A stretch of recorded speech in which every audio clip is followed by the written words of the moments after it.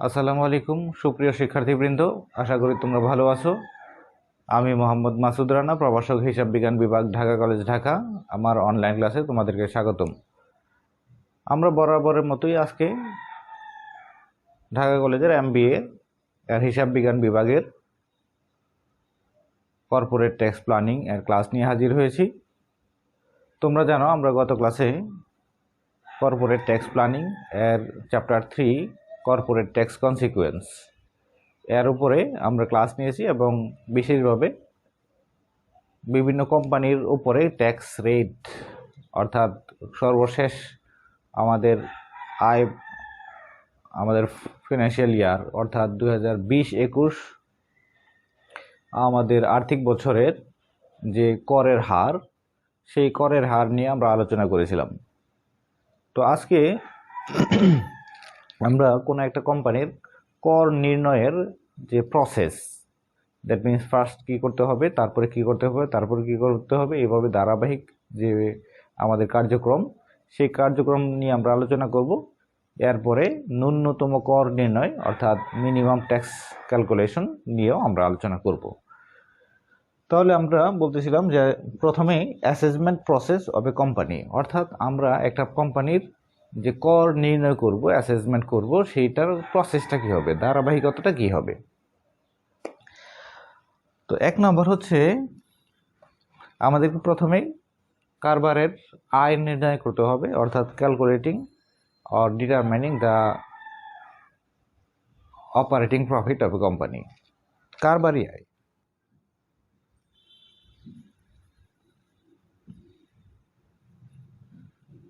calculating the operating profit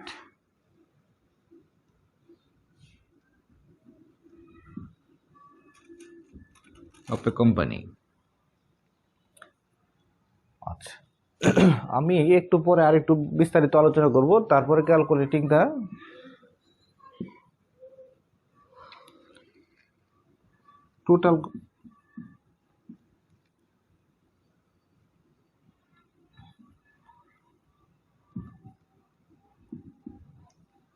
total profit, তারপর মোট কর নির্ণয়, calculating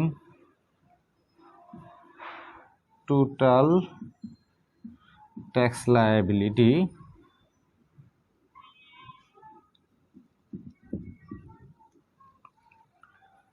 number 4 calculating the tax rebate, number 5 calculating net tax payable, number 6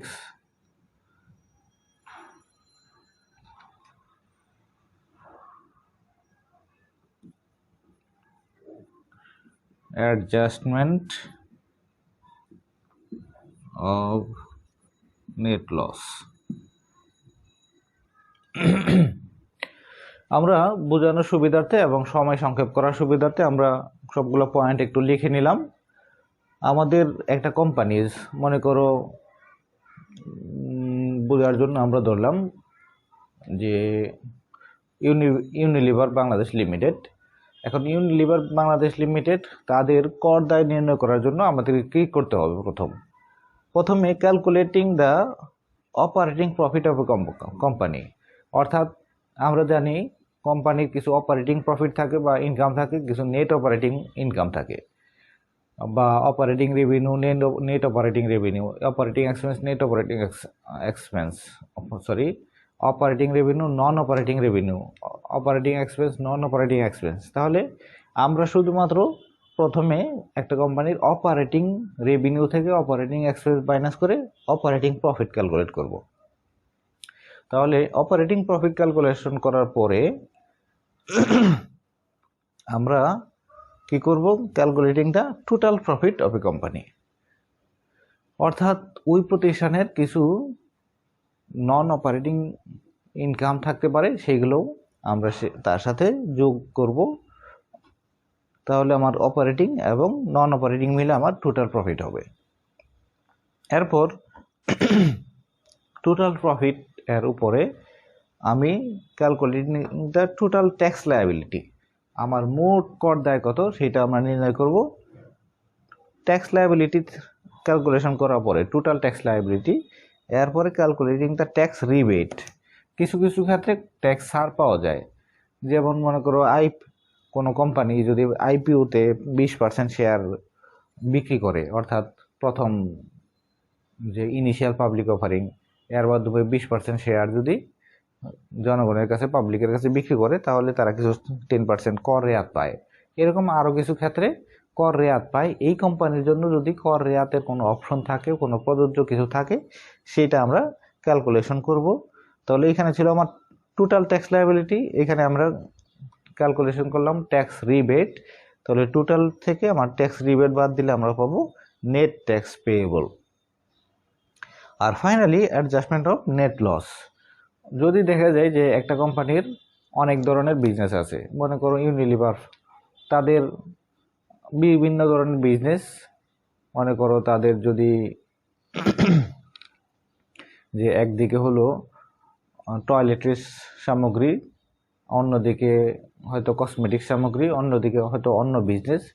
আবার যেমন স্কয়ার কোম্পানি, তাদের একদিকে ফার্মাসিউটিক্যালস কোম্পানি, অন্যদিকে আছে তাদের কনজিউমার প্রোডাক্ট। এরকম বিভিন্ন ধরনের যদি বিজনেস থাকে, তাহলে এক বিজনেসে যদি লাভ হয় আরেক বিজনেসে যদি লস হয়, যদিও তাদের বিজনেসের টাইপ আলাদা কিন্তু মূল কিন্তু একই। এই জন্য একটার সাথে আরেকটা লস সমন্বয় করা যায়। ইভেন যদি এরকম হয় যে আমার এক বিজনেসে লাভ হয়েছে 10 টাকা, আরেক বিজনেসে লস হয়েছে 12 টাকা, তাহলে এই যে আমি লাভ থেকে লস সমন্বয় করলাম, আরও লস 2 টাকা আমার রয়ে গেল, এইটা আমি পরের বছরেও আমি সমন্বয় করতে পারবো। অর্থাৎ আমার নেট ট্যাক্স লায়াবিলিটি ক্যালকুলেশন করার পরে আমার দেখতে হবে কোনো লস অ্যাডজাস্টমেন্ট করার প্রয়োজন আছে কিনা। যদি লস অ্যাডজাস্টমেন্ট করার প্রয়োজন হয়, সেখানে লস অ্যাডজাস্টমেন্ট করার পরে আমার ট্যাক্স লায়াবিলিটি, আমাকে ফাইনাল ট্যাক্স লায়াবিলিটি নির্ধারণ হবে। তাহলে কোনো একটা কোম্পানির ট্যাক্স লায়াবিলিটি নির্ণয় করার জন্য প্রথমে তার অপারেটিং প্রফিট আমরা নির্ণয় করব, এর সাথে নন অপারেটিং প্রফিট যোগ করে আমি টোটাল প্রফিট নির্ণয় করব। তারপরে টোটাল ট্যাক্স লায়াবিলিটি, তারপরে আমি ট্যাক্স রিবেট যদি প্রযোজ্য হয়, টোটাল ট্যাক্স লায়াবিলিটি থেকে রিবেট বাদ দিলে আমার নেট ট্যাক্স লায়াবিলিটি। আর এরপরে যদি কোনো লস অ্যাডজাস্টমেন্ট করার প্রয়োজন হয়, লস অ্যাডজাস্টমেন্ট করার পরে আমার ফাইনাল ট্যাক্স পেয়েবল হবে। তাহলে এই ছিল আমাদের এখানে assessment process of a company. তারপরে আমরা যাব মিনিমাম ট্যাক্স ক্যালকুলেশনে। একটা কোম্পানির আমরা জানি ব্যক্তি করদাতার ক্ষেত্রে যে মিনিমাম ট্যাক্স লায়াবিলিটি বলতে একটা জিনিস থাকে, যে একজন ব্যক্তির যদি এটা ট্যাক্সেবল হয়, তাহলে সে যদি সিটি কর্পোরেশন এলাকায় থাকে, ঢাকা সিটি কর্পোরেশন অথবা অন্য কোনো সিটি কর্পোরেশন, তাহলে তার মিনিমাম ট্যাক্স দিতে হয় 5,000 টাকা। অন্য সিটি কর্পোরেশন অথবা সিটি কর্পোরেশনে থাকলে 4,000 টাকা, অথবা অন্য কোনো জেলা বা উপজেলায় থাকলে 3,000 টাকা তাদের ব্যক্তির ক্ষেত্রে মিনিমাম ট্যাক্স। তাহলে আমি ঢাকায় থাকি, তাহলে আমার ট্যাক্স লায়াবিলিটি যদি 2,000 টাকাও হয়, তাহলেও আমাকে কমপক্ষে 5,000 টাকা ট্যাক্স দিতে হবে। এরকম কোম্পানির ক্ষেত্রেও মিনিমাম ট্যাক্স লায়াবিলিটির একটা প্রভিশন আছে, সেটা আমরা এখন আলোচনা করব।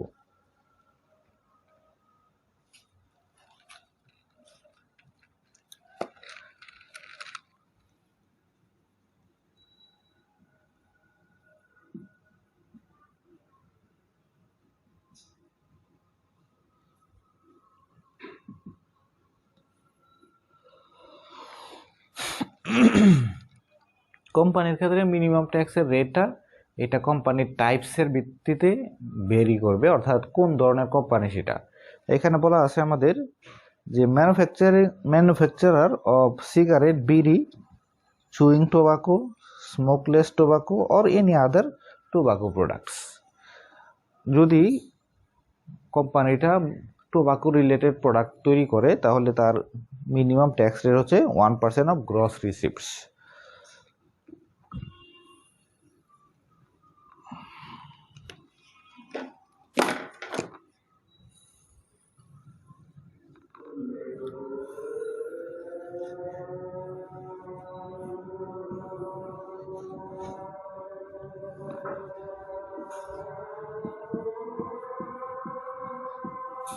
Types of company minimum tax rate.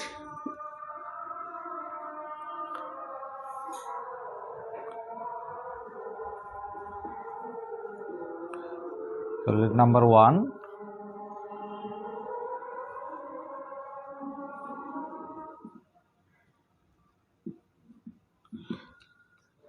manufacturer of cigarette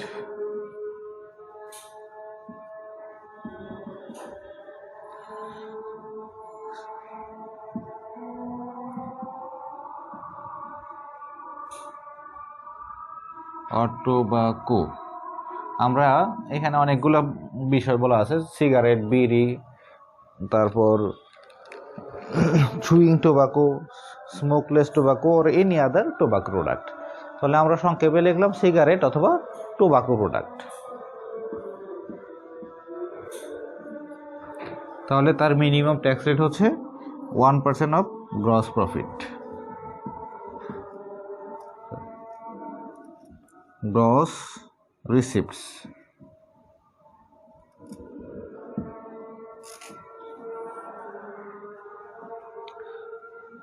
2 number, mobile phone operators.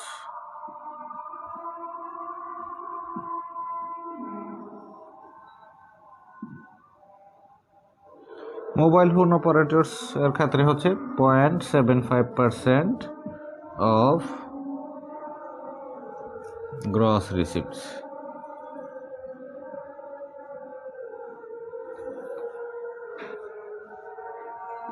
আর অন্যান্য এনি আদার কোম্পানিজ,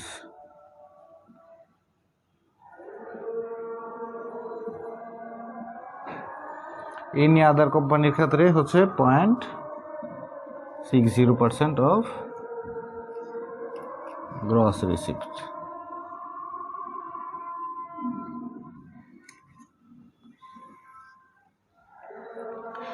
তাহলে মিনিমাম ট্যাক্স রেট এটা আমরা এখানে তিন ভাগ আছে, অর্থাৎ manufacturing of cigarette or tobacco প্রোডাক্টের ক্ষেত্রে হচ্ছে 1% অফ গ্রস রিসিপ্ট, অর্থাৎ ওই কোম্পানি যত ধরনের রেভিনিউ রিসিভ করবে অথবা আয় রিসিভ করবে তার 1% কর দিতে হবে। আর মোবাইল ফোন কোম্পানির ক্ষেত্রে তার গ্রস রিসিপ্ট অর্থাৎ গ্রস রেভিনিউর উপরে হচ্ছে 0.75%। আর অন্যান্য company other than mobile phone operator or cigarette কোম্পানির ক্ষেত্রে হচ্ছে 0.6%। তবে এখানে আরেকটা কথা বলা আছে যে পণ্য উৎপাদনে নিয়োজিত কোনো শিল্প প্রতিষ্ঠানের বাণিজ্যিক উৎপাদন শুরুর প্রথম 3 বছর ন্যূনতম করের হার হবে 0.1%। আমাদের এখানে এনি আদার কোম্পানির ক্ষেত্রে এখানে বলা হচ্ছে 0.6%, কিন্তু সেই এনি আদার কোম্পানির মধ্যে একটা টাইপ বলা আছে যে এটা যদি পণ্য উৎপাদন কোম্পানি হয়, অর্থাৎ ম্যানুফ্যাকচারিং এনি গুডস, পণ্য উৎপাদনে নিয়োজিত শিল্প প্রতিষ্ঠান, তাহলে তাদের উৎপাদন শুরুর প্রথম বছর থেকে প্রথম 3 বছর তারা মিনিমাম ট্যাক্স দেবে 1%।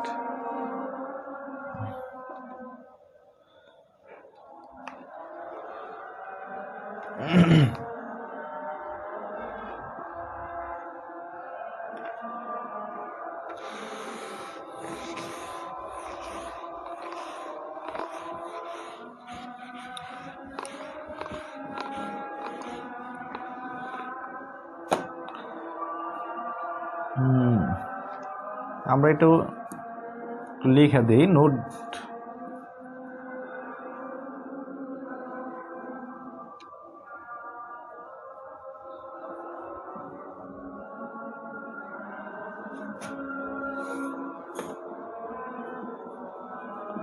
However, any company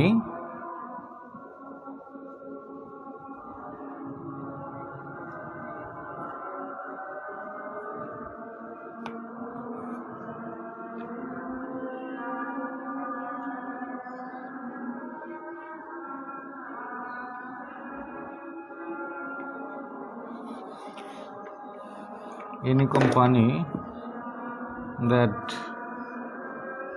manufacture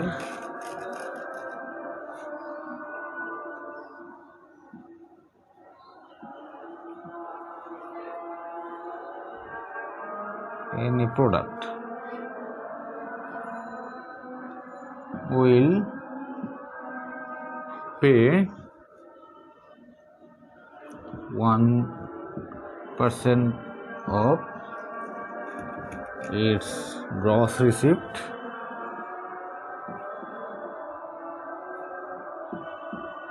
as a minimum tax in its first 3 years of production.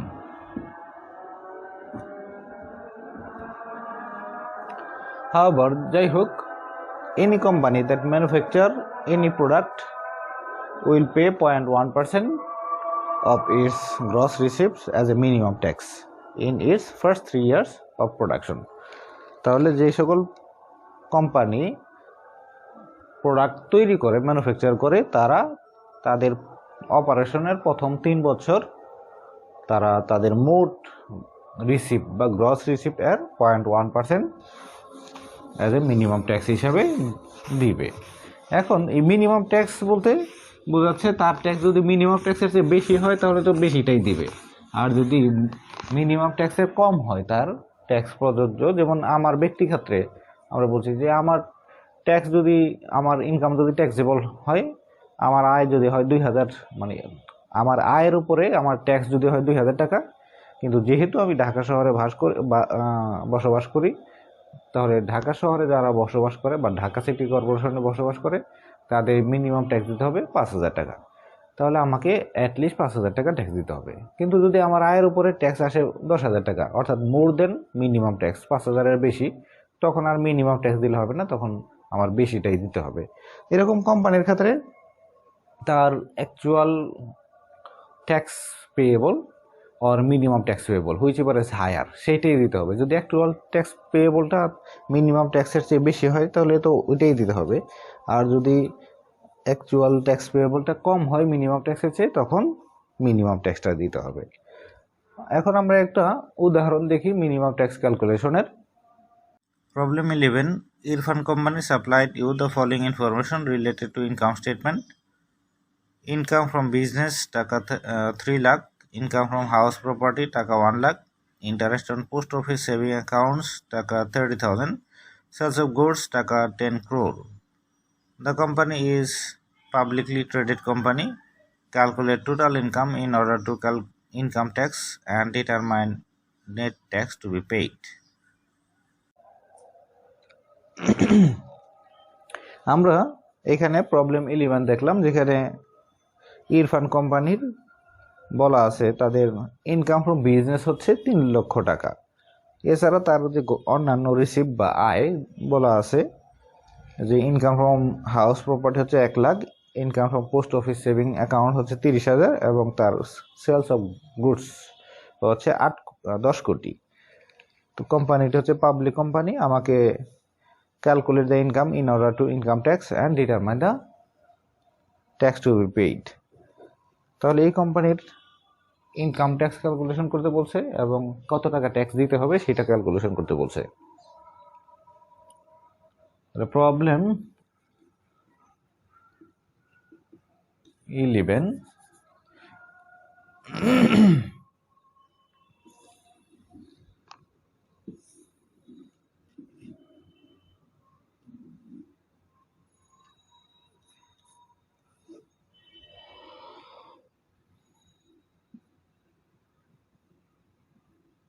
Irfan company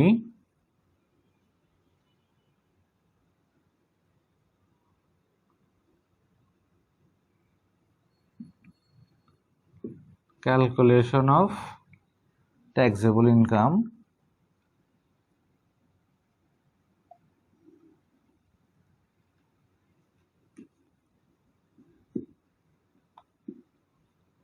taxable total income year, এখানে যদিও ইনকাম ইয়ার দেয়া নাই, তারপর আমরা ধরে নিলাম 2019-20 আর অ্যাসেসমেন্ট ইয়ার 2020-21।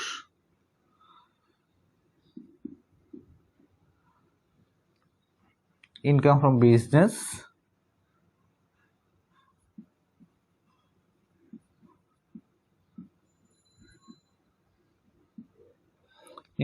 বিজনেস হচ্ছে তার 3 লক্ষ টাকা।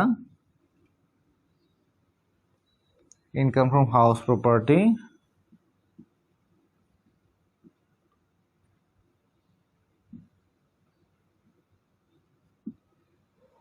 আছে 1 লক্ষ টাকা।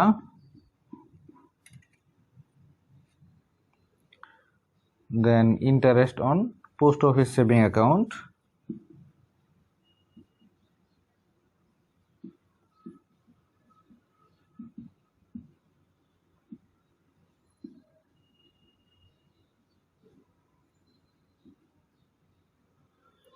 হচ্ছে 30,000 টাকা। Total income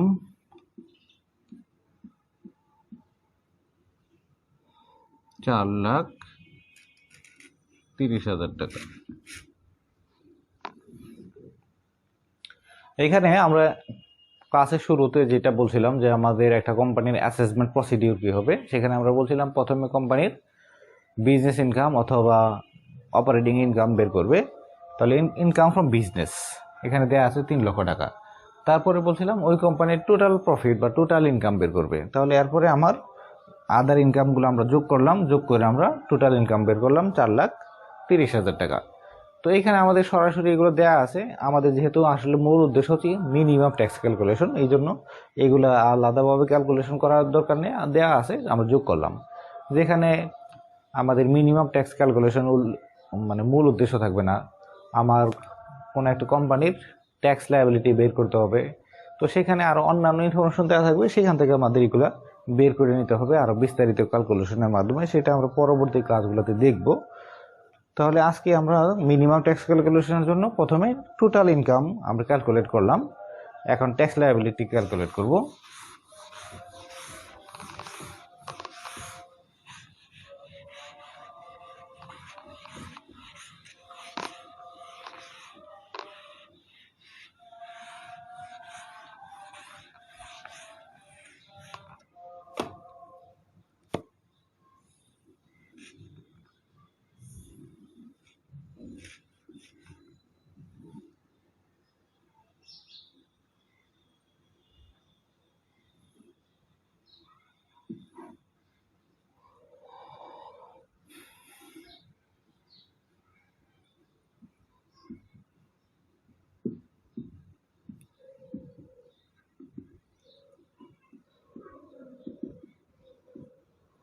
Calculation of tax liability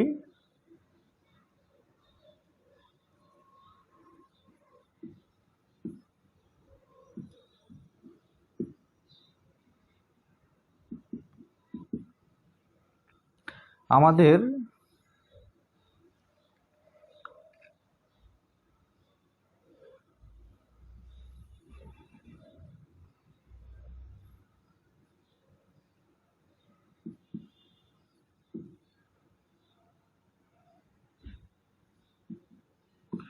এই পাঁচটা হচ্ছে জেনারেল ট্যাক্স ক্যালকুলেশন করার জন্য। আমাদের এটা উপরে লেখা ছিল বইয়ে, আমি উপরে যেহেতু জায়গা নাই আমরা নিচেই লিখলাম। আমাদের এটা বলা ছিল একটা পাবলিকলি ট্রেডেড কোম্পানি, তাহলে পাবলিকলি ট্রেডেড কোম্পানির ট্যাক্স রেট হচ্ছে আমরা গত ক্লাসে বলছিলাম 25%। তাহলে সেই হিসাবে আমাদের এখানে টোটাল ইনকাম বলা ছিল 4,30,000 টাকা। তাহলে অন টাকা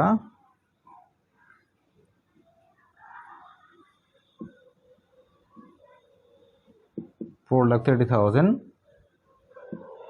of টোটাল ইনকাম রেট হবে 25% আর মিনিমাম ট্যাক্স হবে এখানে 1,07,500।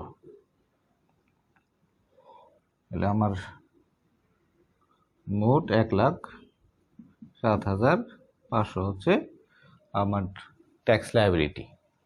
এখন আমার মিনিমাম ট্যাক্স কত সেটা দেখব।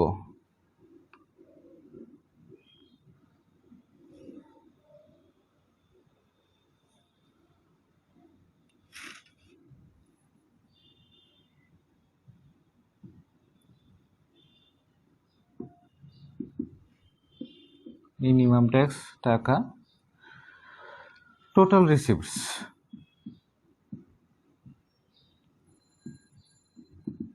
আমরা জানি মিনিমাম ট্যাক্স হয় টোটাল রিসিপ্টসের উপরে, কত টাকা কোম্পানি রেভিনিউ বা আয় হিসাবে রিসিভ করছে তার উপরে, মোট বা নেট ইনকামের উপরে না। তাহলে টোটাল রিসিভ কত? সেলস অফ গুডস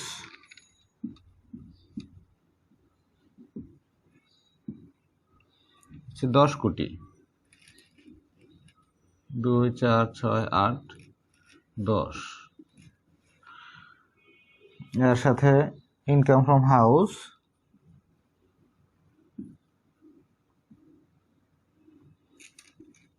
1 লক্ষ, ইনকাম ফ্রম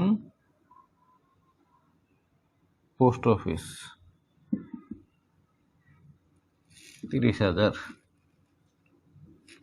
তাহলে টোটাল রিসিপ্টস হচ্ছে 10 কোটি 1,30,000,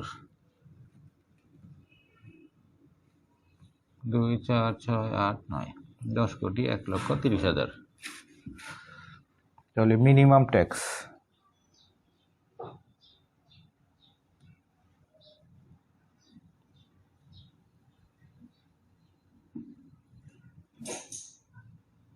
at the rate of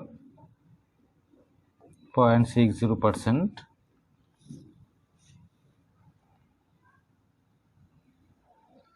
that is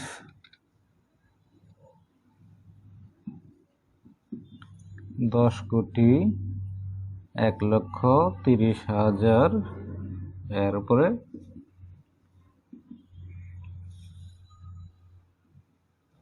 আচ্ছা আমার 6,780,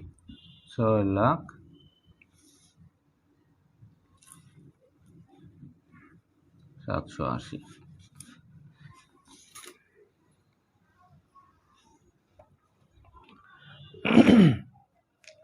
তাহলে আমাদের নর্মাল রেটে আমাদের ট্যাক্স আসে 1,07,500, কিন্তু আমাদের রিসিপ্টসের উপরে, টোটাল রিসিপ্টসের উপরে আমাদের মিনিমাম ট্যাক্স আছে 6,780।